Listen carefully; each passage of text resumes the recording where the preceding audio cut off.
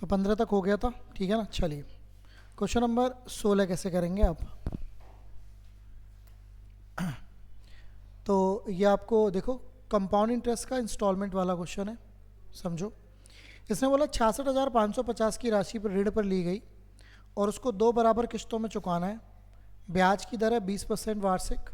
तो आपको बताना है प्रत्येक किस्त की वैल्यू क्या होगी, ठीक है। ओके, तो आपको कितने रुपए चुकाने हैं ये बताइए। बिल्कुल, और आपका 2 किस्त आपको चुकानी है। और रेट कितना चल रहा है?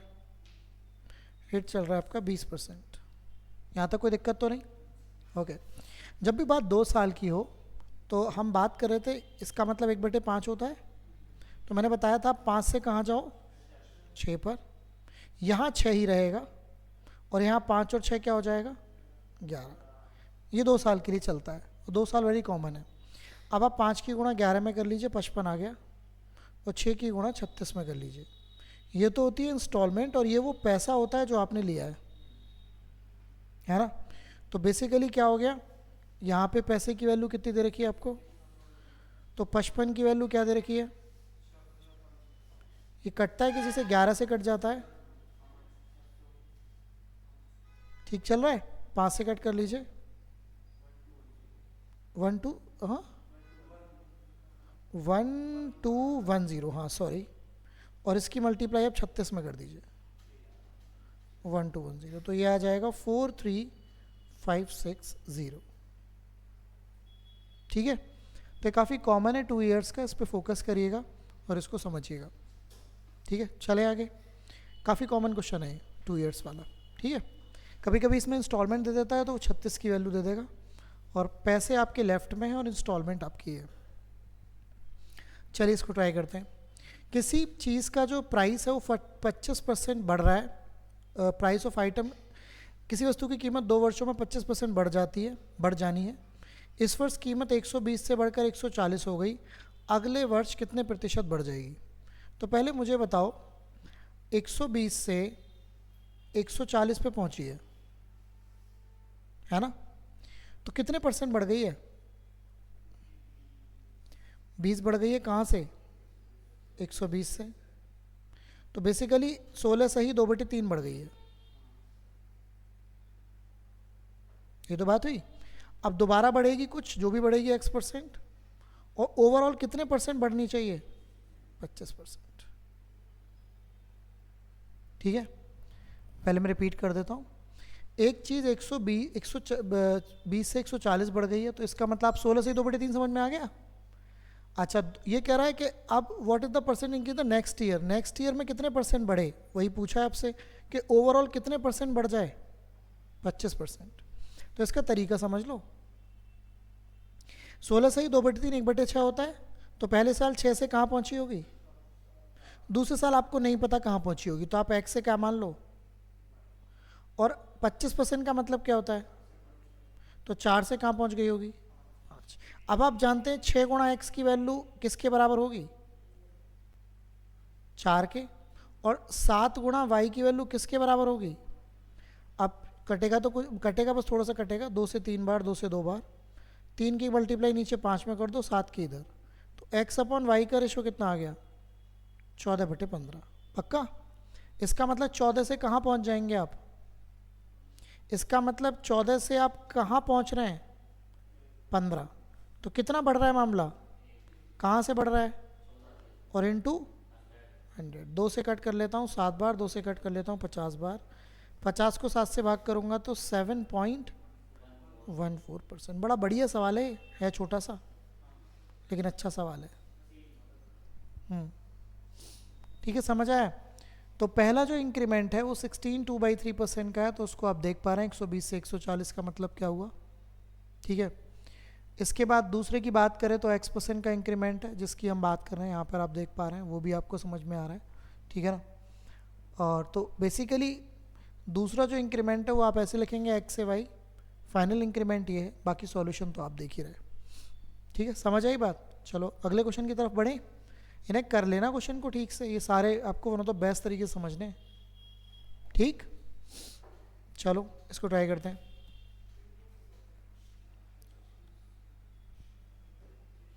What is the diameter of A sphere that has a surface area of this. तो आप जानते हैं स्फेयर ऐसा होता है ना, और इसका वो क्या होता है बताओ, है सरफेस एरिया का फॉर्मूला क्या होता है 4πr², और उसकी वैल्यू क्या दे रखी है 2500 पाई। पाई से पाई खत्म हो जाएगा, और चाहो तो मत भी काटो, 2500/4 ही रहने दो, तो आर की वैल्यू आ जाएगी तुम्हारी 50/2, या ये कहिए कि कितनी आ जाएगी, डायमीटर पूछा है तो कितना आएगा डायमीटर 50, तो 50 आपके इस क्वेश्चन का राइट आंसर हो जाएगा। आसान रहा, चलिए तो बहुत ही आसान है। फॉर्मूले में कोई दिक्कत? अच्छा, इसका वॉल्यूम क्या होता है स्फेयर का 4/3πr³, तो वॉल्यूम की बात करता तो वॉल्यूम की बात भी हो जाती। ओके, इसको पढ़िए, ये बड़ा बता सकते हैं, बहुत ही आसान सवाल है, महाआसान। ये सब पेपर के ही क्वेश्चन है और 2024-23 के क्वेश्चन है, ध्यान रखना, एक भी क्वेश्चन ऐसा नहीं है जो पीछे का हो। प्राइस किसी चीज़ का 20% कम हो गया तो आपको ओरिजिनल प्राइस पर आने के लिए क्या करना होगा। अरे भैया 20% कम हो गया तो 5 से कहाँ पहुँच गए होगे, 4 से वापस कहाँ आना है, कितना, कहाँ से आना है × 100, तो कितना % बढ़ाना पड़ेगा 25% उसको बढ़ाना पड़ेगा। कोई दिक्कत? चलिए इसको पढ़िए। इसमें पूछ रहा है कि इसमें से छोटा रेशो कौन सा है। छोटा रेशो निकालने का तरीका समझिए। पहला है 15/20। अरे एलसीएम लेके तो पागल हो जाओगे बेटा इसका। 21/25 और ये है 17/25। पहले तो जो कट रहा है उसको काट लो। जैसे आप इसे लिख सकते हो 3/4, इसको 1/3। भाई ये तो कटेगा ही नहीं। पहला काम तो आप यही कर लो, थोड़ा सा इसको ऐसे कर लो। अब देखिए इसका बेस बना सकते हैं आप इक्वल, लेकिन वो इतना इजी नहीं होगा। तो आपने क्या करना है, इस 3 को नीचे 4 में से माइनस करना है। तो इसको आप लिख सकते हैं 3/4 - 3। इसको आप लिख सकते हैं 1/3 - 1। इसको आप लिख सकते हैं 21/25 - 21। इसको आप लिख सकते हैं 17/25 - 17। तो ये हो गया तुम्हारा 3/1, ये हो गया 1/2, ये हो गया 21 क्या, और ये हो गया 17 क्या 8। तो देखा जाए तो ये तो 3 है, ये तुम्हारा 5 समथिंग आएगा और ये आएगा 2 समथिंग। तो सबसे छोटा कौन हुआ 1/2 कहाँ से आया था, यहाँ से। ये कहाँ से आया था, यहाँ से। और ये फाइनली कहाँ से आया था, यहाँ से। तो सबसे जो छोटी वैल्यू हुई वो क्या हुई 7/21। समझ आई बात? तो ये काम करना है आपको। बिल्कुल बेस इक्वल कर सकते हैं, मनाही नहीं है, लेकिन बेस इक्वल करने में आपको कैलकुलेशन ज़्यादा हो जाएगी। तो कैलकुलेशन पे भी तो ध्यान देना है ना, तो ये वाला काम है।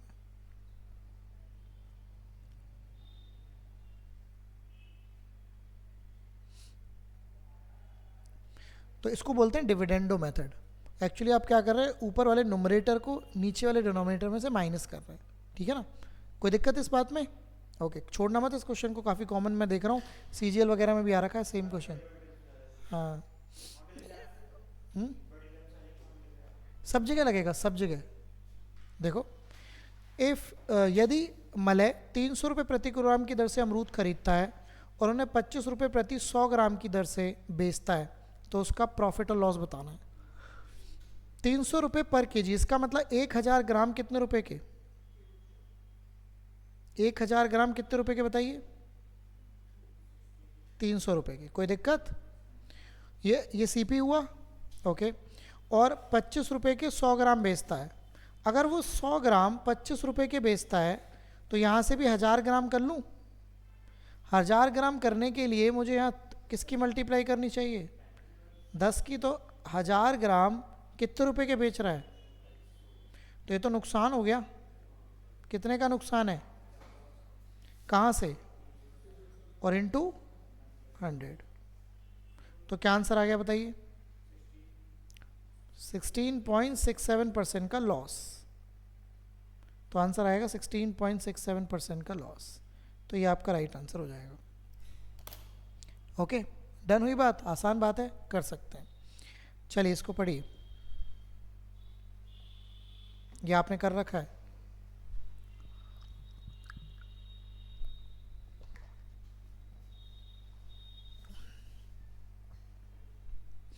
पच्चीस आदमी 15 घंटे रोज काम कर कर 5 काम करते हैं 8 दिनों में, क्या लगेगा?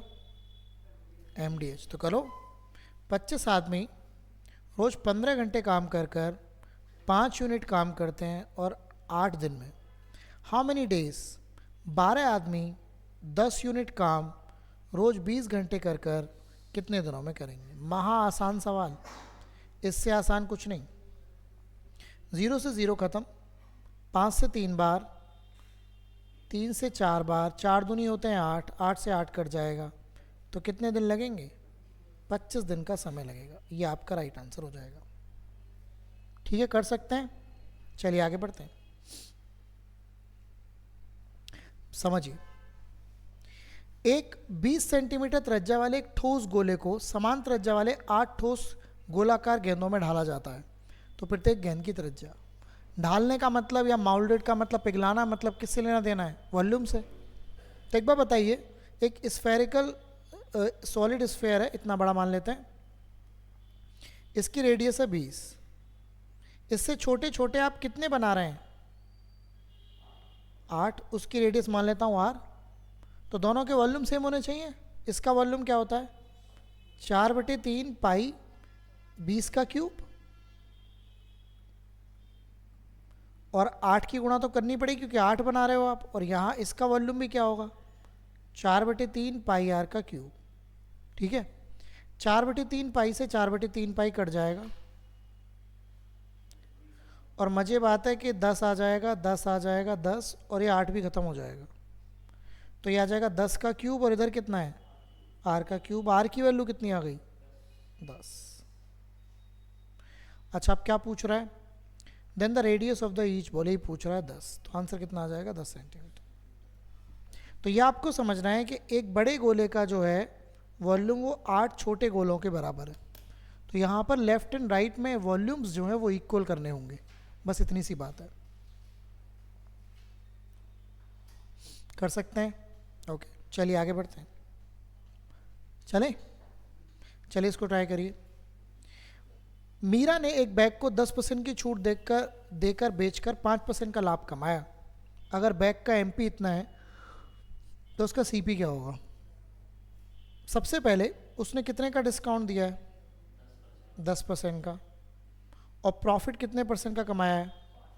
5% का। और MP कितना है बताइए? MP है 1050। मेरा आपसे एक सिंपल क्वेश्चन है कि डिस्काउंट किस पे दिया जाता है? तो इस पे डिस्काउंट दे दो 10% का। 10% का मतलब 1/10। तो 1050 में आप किसकी गुणा कर दो? 9/10 की। तो क्या 945 आ जाएगा? हाँ भाई, क्या 945 आ जाएगा? क्या हो गया? ये 945 क्या होगा? डिस्काउंट के बाद क्या आता है? SP। आप ये बताइए प्रॉफिट कितना है? 5% का मतलब 1/20। प्रॉफिट आप किस पर देते हैं? CP पर। तो CP का 21/20 बराबर किसके होना चाहिए? ये से कटना चाहिए 3 से 7 बार, फिर 7 से कट जाएगा, 7 चौक 28, 7 पन्ना 35, 20 की गुणा 45 में। तो क्या आंसर आ जाएगा? 900। तो CP जो रहा होगा वो 900 रुपये रहा होगा। समझ आया फंडा? तो आपको ये पता होना चाहिए डिस्काउंट किस पे देते हैं, प्रॉफिट किस पे देते हैं, फिर आगे की कहानी आपको पता होनी चाहिए। ठीक है, कोई दिक्कत तो नहीं? डिस्काउंट देंगे तो हमेशा ध्यान रखिएगा SP ही आएगा, और आपने उस पर प्रॉफिट लिया CP पर तब भी क्या आएगा? SP। तो दैट्स वाई SP बराबर किसके हो गया है? SP के। चलिए बताइए।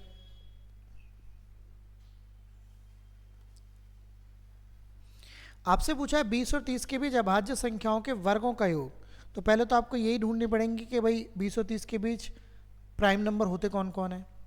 तो 21 तो नहीं होता, 22 भी नहीं होता, 23 होता है, 24 भी नहीं होता, 25 भी नहीं होता, 26 भी नहीं होता, 27 भी नहीं होता, 28 भी नहीं होता, फिर क्या होता है?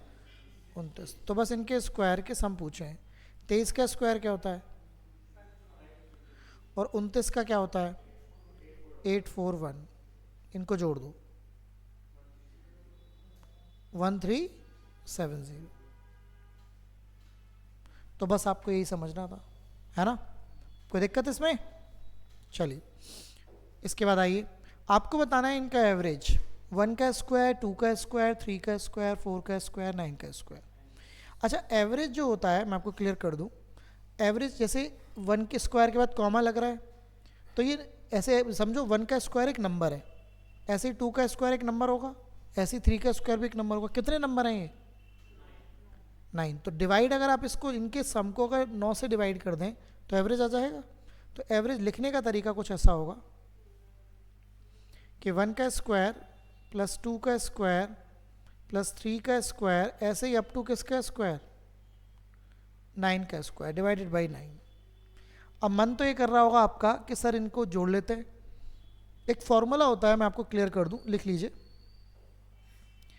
1 का स्क्वायर प्लस 2 का स्क्वायर प्लस 3 का square up to n square. ये फॉर्मूला होता है n plus 1 2n plus 1 divided by 6। ये फॉर्मूला होता है स्क्वायर के सम का। इसमें n की वैल्यू 9 हो जाएगी क्योंकि लास्ट टर्म क्या है इसमें? 9।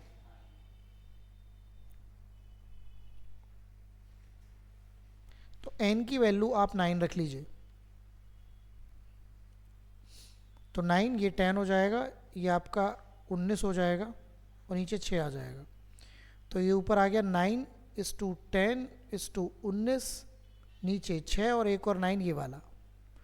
9 से 9 कट जाएगा, 2 से काट लो, 2 पंजे 10, 2 तिया 6, 19 पंजे 95 होते हैं बटे 3। तो 3 तिया 9, 3 एकम 3, 31 सही 2 बटे 3। तो जो आपका एवरेज आ जाएगा वो क्या आ जाएगा? 31 सही 2 बटे 3। तो ये आपके इस क्वेश्चन का राइट आंसर हो जाएगा। ठीक है, समझ आई बात? ऐसे करना होगा। ठीक है, एक्चुअली 3 फॉर्मूले होते हैं। एक फॉर्मूला ये होता है 1 प्लस 2 प्लस 3 प्लस 4 ऐसे अप टू n, है ना? तो ये फॉर्मूला होता है n प्लस 1/2। स्क्वायर वाला आपने अभी लिख लिया। एक क्यूब का भी होता है, a का क्यूब, 2 का क्यूब, 3 का क्यूब, 4 का क्यूब, इस तरीके से, है ना? n तक n का क्यूब। इसका जो फॉर्मूला होता है, वैसे तो n टर्म्स ही होती हैं, ये यही होता है n प्लस 1 बटे 2 का होल स्क्वायर। तो पेपर में क्यूब की वैल्यू भी आ सकती है। तो ये 3 मुद्दे होते हैं, ये पेपर में कॉमनली पूछे जाते हैं।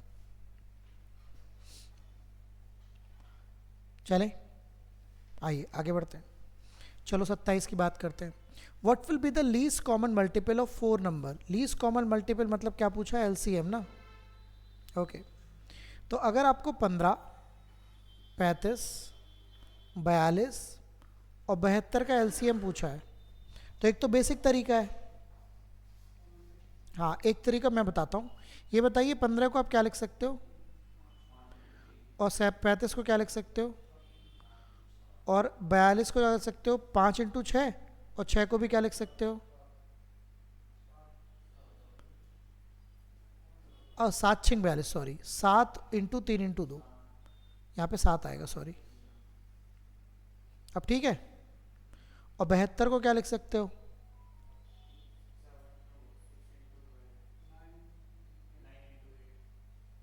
हाँ, 9:8 को क्या लिखोगे? 3 इंटू 3 और 2 इंटू 2 इंटू 2, सबसे छोटे में लिखना होता है।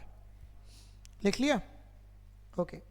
अब मैं आपको इसके दोनों बता देता हूँ, एलसीएम और एचसीएफ निकालना। क्वेश्चन में एलसीएम पूछा है, तो एलसीएम कैसे निकलता है?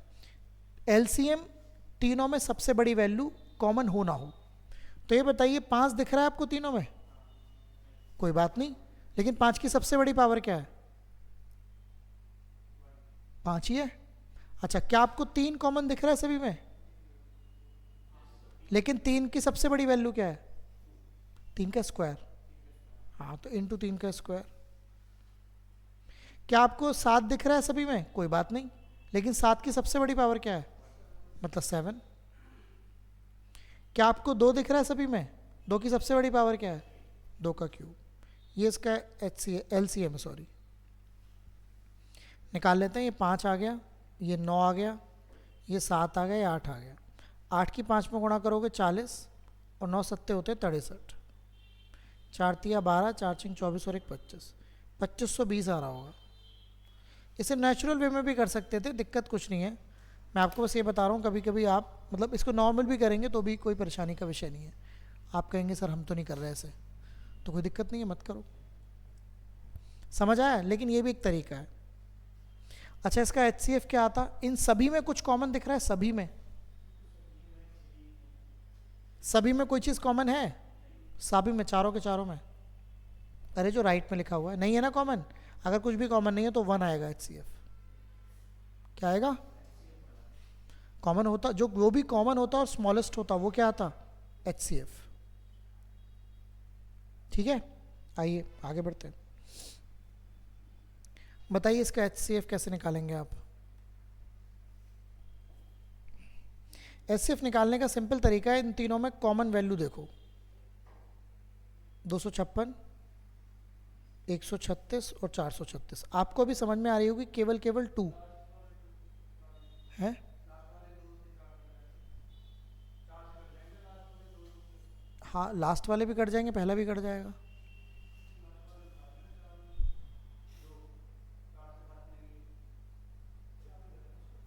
नहीं तो आपको कैसे पता 4 आंसर है इसका? हाँ हाँ बिल्कुल बात सही है। अच्छा 4 से, हाँ नहीं, जैसे मुझे तो मतलब मान लो पेपर में स्टार नहीं लगा होता तो मुझे तो, मैं तो 2 से करता। मैं आपसे ये कह रहा हूँ, बिल्कुल सही जा रहे हो आप। 4 से लास्ट के 2 डिजिट कटते हैं, बिल्कुल हमारा दिमाग जाएगा, लेकिन पेपर में हमें नहीं पता ना, कि हमें क्या पता। तो मेरा दिमाग तो 2 पे ही जाता पहले। हाँ आई नो आप 4 पे कर पा रहे हो, बहुत अच्छी बात है, लेकिन नेचुरली आदमी का दिमाग कहाँ पे जाता? 2 पे ही जाता। आई नो के 4 से कट रहा है, ठीक है ना? तो आप क्या करते? 2 कॉमन लेते, फिर 2 एक और बार आ जाता। डेफिनेटली ये 4 इसका आंसर है, क्योंकि 4 से काटने बाद अगर आप 4 कॉमन ले लेते हैं, 4 छिंग 24, 4 चौक 16, 4 तिया 12, 4 चौक 16, और यहाँ पे क्या आएगा? तो अब इनमें कुछ कॉमन नहीं है, कॉमन नहीं है तो 4 ही क्या होगा? HCF। अगर कॉमन होता तो वो भी बाहर आता। ठीक है, इट्स वेरी इजी। तो ये बात आपको समझनी है। चलूँ? ओके, चलिए इसको ट्राई करिए। बताइए ग्रेटेस्ट। ध्यान रखना पेपर में स्टार नहीं लगा होगा, तो आप इसको बिना स्टार के देखे करें तो ज़्यादा अच्छा है। आपको अपने मेथड्स यूज़ करने हैं, ये तो बस मैंने आंसर के लिए लगा दिए हैं। अब आपको चेक करना है 5/8, 4/7, 3/5 और 1/3 में। तरीके बहुत सारे होते हैं, तो सबसे पहला तरीका वही लगा लो, 8 में से 5 को माइनस कर दो, 3 आ जाएगा। ठीक है, मैम से मिल ली बेटा आप?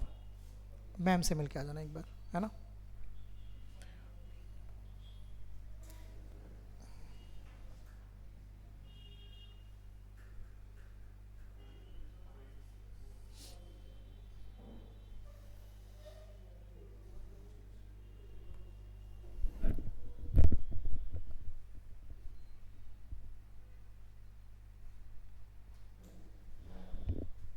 हेलो मैम, वो बच्चा आ रहा होगा और उसकी फीस करा देंगे, है ना? 15 करा देंगे। कम करे तो बोला ना, बैठ लो, फिर सर आपसे बात करेंगे, है ना? ऐसा ओके। हाँ जी, देखिएगा क्या हुआ कुछ। तो ये 4 क्या आएगा बताओ? 3। ये 3 क्या आएगा? 2। और ये 1 क्या आएगा? 2। अब इसका मतलब होता है 1 पॉइंट क्या 6, इसका मतलब है 1.3, इसका मतलब है 1.5, और ये है 0.5। सबसे छोटा पूछा बड़ा, तो बड़ा इनमें कौन है सबसे? 1.6, मतलब 5/8। तो मतलब तुक्का मत मारने लगना पेपर में, इसका मेथड ही लगाना कि यही लग रहा है। ऐसे मत कर देना कि यही लग रहा है कुछ थोड़ा बड़ा बड़ा सा, तो ऐसे मत कर देना, इसको यूज़ कर लेना, ठीक है ना? ओके, इसको देखिएगा एक बार। हाँ जी मैम। समझ में? मतलब नहीं बेटा, कोई बात नहीं, तो आप अभी करा दो, बोलो कि अभी करा दो, है ना?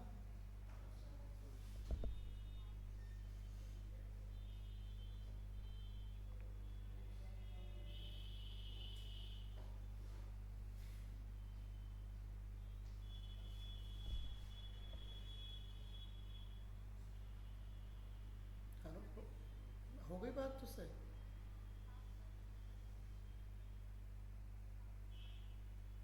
हाँ ठीक है, कोई दिक्कत नहीं है, कि अभी करा दो, मेरी बात या है क्या अभी वो? हाँ करा दो।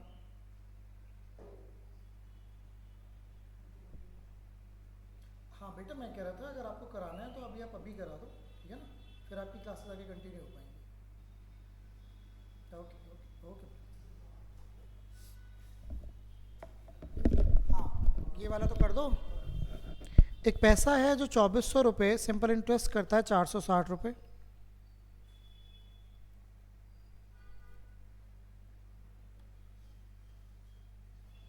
2 साल 4 महीने में, तो आपको रेट ऑफ इंटरेस्ट बताना है। हो गया? आसान क्वेश्चन है एकदम। तो सिंपल इंटरेस्ट की बात चल रही है, P R T upon 100। Simple interest है आपका 460, प्रिंसिपल है आपका 2400, रेट आपको निकालना है, टाइम है 2 साल 4 महीने। अच्छा 2 साल 4 महीने को आप हाँ ऐसे करके लिख सकते हो सालों में, तो ये हो गया 2+1/3, जिसका मतलब हुआ 7/3। तो महीनों में तो फिर 12 से भाग करना पड़ेगा।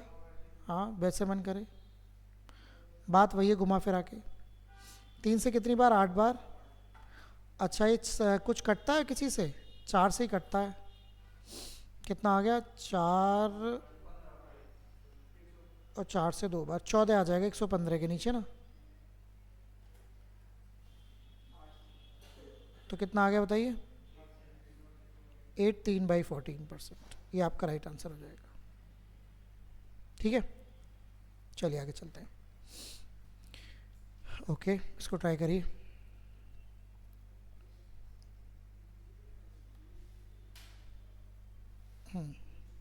Anjali and Manju together can do a piece of work in 5 days. Anjali does twice as much work as Manju in a given time. How long would Anjali alone took to do the work? ये efficiency वाला सवाल है, try करके देखिए। दोनों मिलके कितने दिनों में कर रहे हैं काम को? अंजलि और मंजू 5 दिन में काम को करते हैं। अब इसने बोला अंजलि मंजू से दुगने काम करती है, तो अंजलि मंजू का रेशो कितना आ गया? एफिशिएंसी का रेशो आ गया। आपके हिसाब से अंजलि 2 काम करती है तो मंजू 1, तो दोनों कितना करते हैं? 3 की गुणा अगर आप 5 में कर दें तो टोटल वर्क आ जाएगा। और नीचे का सीन बना दो, अंजलि 2 और मंजू 1। ठीक है, अब बताओ क्या करोगे आप? किसका पूछा? अंजलि का। तो 2 से आप 15 करा दो। अगर आप 2 से 15 कराएंगे तो क्या आंसर आएगा? 7.5 दिन। तो 7.5 दिन आपका राइट आंसर आ जाएगा। कोई दिक्कत इसमें? कर सकते हैं। चलिए आगे बढ़ते हैं। चलिए बताइए इसका आंसर। यदि किसी वस्तु के विक्रय मूल्य में 1/6 की हानि होती है, कितने की हानि होती है? 1/6 की। तो हानि प्रतिशत बताओ। तो आपका लॉस जो है वो 1/6 है। तो 1/6 का मतलब ये हुआ ऑन सेलिंग। तो मतलब जो एसपी है वो 1/6 किसका है? इसका मतलब ये है जो एसपी है, देखो if A loss of 1/6 of selling price, नहीं उल्टा हो गया ये, उल्टा हो गया। इसका मतलब ये हो गया जो लॉस है वो किसके बराबर है? 1/6 एसपी के। तो लॉस के नीचे एसपी को लिख सकते हैं 1/6। इसका मतलब ये हुआ कि अगर एसपी 6 है और 1 रुपये का लॉस है, तो सीपी तो मुझे लगता है कितने रुपए का रहा होगा? 7 रुपीज़ रहा होगा। अब आपको पूछ रहा है लॉस परसेंटेज, तो 1/CP इंटू 100, तो जिसका मतलब क्या होता है? 14 सही 2/7%। ये आपका राइट आंसर हो जाएगा। ठीक है, चलें आगे, पढ़ो इसको जल्दी से बताओ, काफ़ी आसान है मुद्दा। इन मुद्दों को फटाक फटाक करना होगा आपको।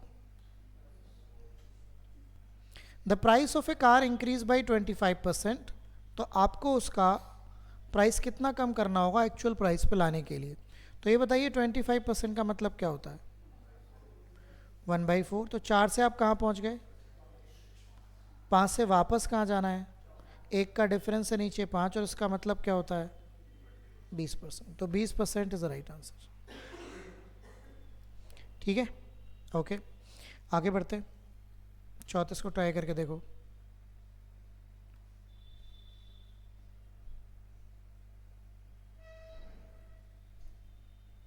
देखो, एक ट्रेन है, एक रेलगाड़ी है, 10 मिनट में 10 किलोमीटर की दूरी तय करती है। 10 मिनट में 10 किलोमीटर, क्या आप मुझे बता सकते हैं इसकी स्पीड क्या हो सकती है? देखिए 10 किलोमीटर, अगर 10 मिनट की बात करूं तो 10 मिनट को आप लिख सकते हो 10/60 घंटों में। तो ये आपकी स्पीड आ जाएगी। स्पीड होती है, स्पीड का फॉर्मूला क्या होता है? डिस्टेंस अपॉन टाइम, लेकिन टाइम को आपको घंटों में बदलना पड़ेगा। 10 से 10 कट जाएगा, 60 ऊपर चला जाएगा, तो स्पीड आ जाएगी 60 किलोमीटर प्रति घंटा। अब उसने बोला कि यदि इसकी गति 20 किलोमीटर कम कर दी जाए, तो 20 किलोमीटर अगर कम कर दोगे तो नई गति हो जाएगी 40। तो ये पूछ रहा है समान दूरी को तय करने में कितना समय लगेगा। अच्छा, इसका ना बेसिकली इसको एक तरीके से और भी कर सकते हैं, रेशो बना के। जैसे पहले स्पीड 60 थी, अब कितनी हो गई? तो रेशो जो आ गया स्पीड का वो आ गया 3:2 का। तो टाइम का रेशो क्या आएगा? अब पहले उसको टाइम लग रहा था बेसिकली 10 मिनट का, तो 2 का मान 10 मिनट, 1 का मान बताओ, तो 3 का मान बताना है। तो अब कितना टाइम लगेगा? 15 मिनट। तो इसका जो आंसर आएगा वो 15 मिनट आ जाएगा। ठीक है, कर सकते हैं।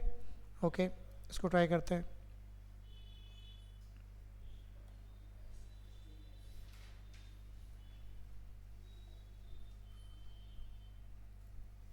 देखते हैं थोड़ा।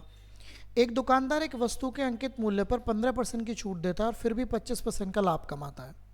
तो आपको एक तरफ तो डिस्काउंट की बात हो रही है 15% की, और एक तरफ आपके पास प्रॉफिट की बात हो रही है 25% की। उसका एमपी आपको दे रखा है 2100। तो आपको पूछा है वस्तु का सीपी बताइए। काफ़ी आसान बात है। ठीक है, 15% का मतलब क्या होता है? 3/20। 25% का मतलब क्या होता है? 1/4। डिस्काउंट हमेशा किस पे दिया जाता है? डिस्काउंट का मतलब कम होना, तो एमपी की वैल्यू क्या हो जाएगी? 17/20। प्रॉफिट हमेशा किस पे लिया जाता है? प्रॉफिट का मतलब चीज़ का बढ़ना, तो क्या आएगा? 5/4। ये बराबर होंगे दोनों। हाँ जी। अब आपको रियलिटी में क्या दे रखा है बताओ? तो एमपी की जगह रख दो, खेल खत्म।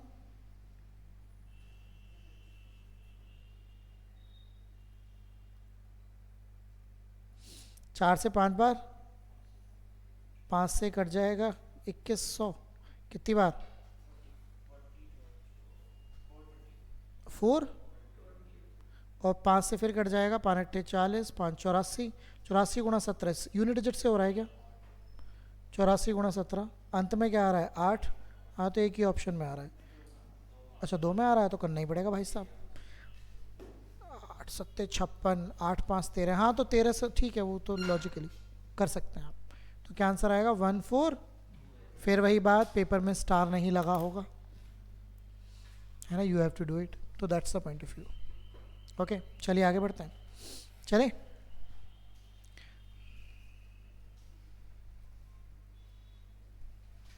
ट्राई करिए। जॉय ने एक बैंक से 6% वार्षिक चक्रवृद्धि ब्याज दर पर कुछ राशि उधार ली। ठीक है ना, ले ली। ठीक है, 6% पर एनम पर, compound annually. If he finished paying his loan by paying 20,000 at the end of 5 year, then the amount of loan that he has taken was. तो उसने कितने लिया था, ये मुद्दा है। 5 साल में उसने कितने पे कर दिए? 20,000। कंपाउंड इंटरेस्ट पे लिया था ना? ठीक है, तो एक बार बताओ, अगर इसने 20,000 5 साल बाद पे करे हैं 6% के रेट से, तो बताओ कैसे करें? ये 20,000 तो अमाउंट हुआ, भी प्रिंसिपल प्लस अमाउंट, तो अमाउंट कितना पे करा है? अमाउंट का फॉर्मूला आता है आपको?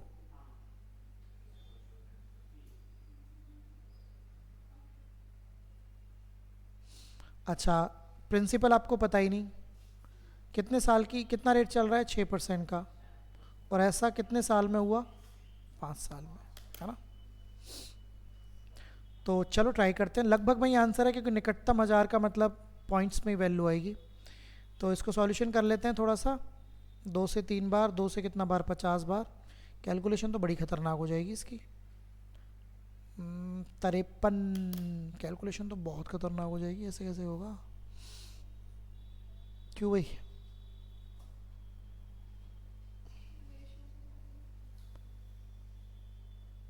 इस हिसाब से अगर हम करेंगे तो कैलकुलेशन तो बेइंतहा कठिन हो जाएगी। 53 आएगा 5 बार, हैं? हाँ, ज़िंदगी ख़राब हो जाएगी ये तो हमारी। क्यों? तो इसका कुछ ठीक है, 6% पर एनम कंपाउंड एनुअली,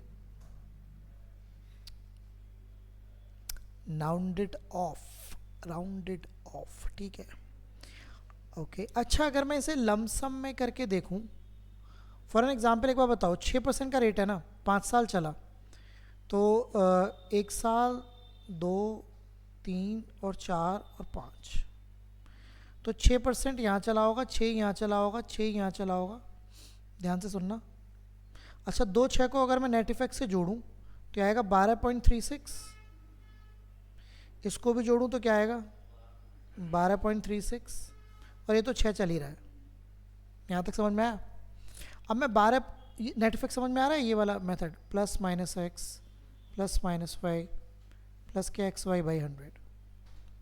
अच्छा, अगर मैं इन दोनों को जोड़ता हूँ तो 12 12 जुड़ जाएंगे तो ये हो जाएंगे 24.72% प्लस इनकी मल्टीप्लाई, अरे इनकी मल्टीप्लाई ना करोगे, 144 और उसके नीचे 100 आएगा तो 1.44, क्या आएगा? लगभग में, क्योंकि आगे भी और भी कहानी आएगी, बट हम कर सकते हैं। तो ये जुड़कर कितना आ गया बताइए? 4 5 6 7 और 4 11, देखना 26.16 आएगा ये। अभी देख लेते हैं, पहले बताओ ये समझ में आ गया? ये लगभग में ही चल रहा है सब कुछ, अभी कोई रियल कुछ नहीं है। अच्छा, अब इसमें इसके साथ किसका सीन बनाना पड़ेगा? तो 26.16% प्लस के 6, और फिर आप मल्टीप्लाई करेंगे 26.16 इंटू 6, और फिर क्या आएगा नीचे? 100। और अभी तो ये परसेंटेज वैल्यू निकल रही है। 26 और 6 कितने हो गए? 32.16, और ये आएगा 26 छिक्का कितने होते हैं?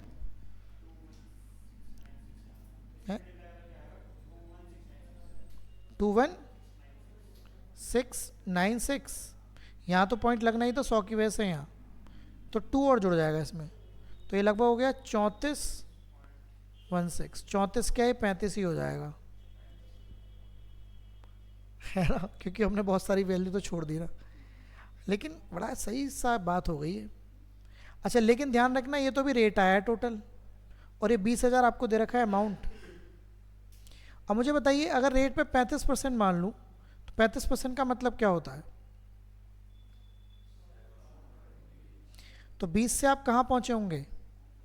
या ये समझो, ऐसे कर लो ना, ऐसे कर लो, रुक जाओ रुक जाओ रुक जाओ, थोड़ा तसल्ली मारो।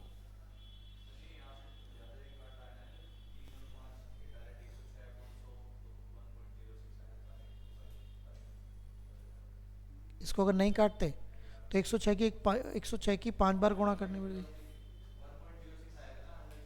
तो 1.06 की पावर 5 भी करेंगे, नहीं फिर भी तो करनी पड़ेगी ना।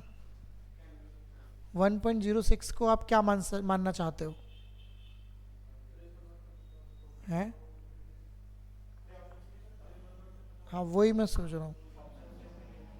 नहीं, कैलकुलेशन तो ये भी कठिन है, वो भी कठिन है, मैं तो सोच रहा था कुछ ऐसे हो जाए तो इसको आप लिख सकते हो 27/20, और ये बराबर किसके है? 20,000 के। अब ये 20,000 को अगर मैं इसे लगभग में क्या मानूं, अब यहाँ भी काटने वाली बात है। 40,000 को अगर मैं 27 से भाग करूँगा तो एक बार जाएगा, कितना बचेगा फिर? 13। 27 से कितनी बार जाएगा 130 में? लगभग 5 बार। हाँ, तो आंसर तो 15,000 के आसपास ही आएगा। लेकिन वही है कि करना तो वैसे भी करो चाहे ऐसे भी करो, फ़र्क कुछ नहीं पड़ेगा। आप कह रहे हैं ऑप्शन उठा लें, तो 15,000 पे बढ़ाओ 6% का बात भाई, ये क्वेश्चन है, इसमें है कैलकुलेशन, लमसम वाली कैलकुलेशन, लेकिन आंसर दूर दूर है तो हम इसको कर सकते थे। हाँ, ये आया हुआ ही है, और मैं क्या बिना आया, ये आया हुआ ही है, इसमें कोई भी क्वेश्चन मैं यहाँ बिना आया हुआ नहीं करा रहा हूँ, मैं मना नहीं कर रहा हूँ, ये आया हुआ नहीं है, ये 100% आया हुआ ही क्वेश्चन। हाँ, तो ऐसा अगर एक क्वेश्चन पेपर में आ जाता है तो इसमें आपको समय निकाल कर करना है, आपको मेथड आना चाहिए। हाँ बिल्कुल, जब समय आपको बचे और तब अपना करना शुरू करो। चलो एक और देख लेते हैं। नहीं, तुक्का क्या, करी हो ही जाएगा अगर आपके पास समय है तो।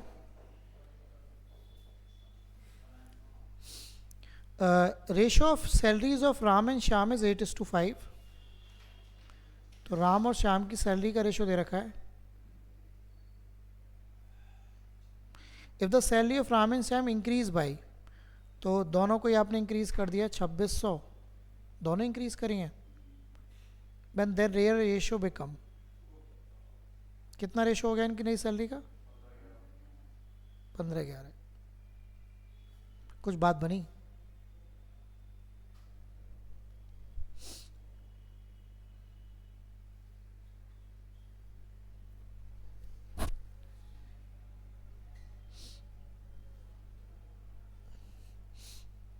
देखो, ऐसे मानो कि राम की सैलरी है 8x और श्याम की सैलरी है 5x।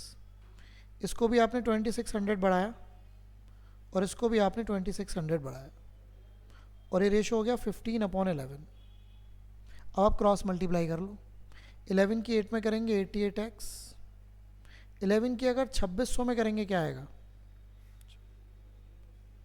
28600।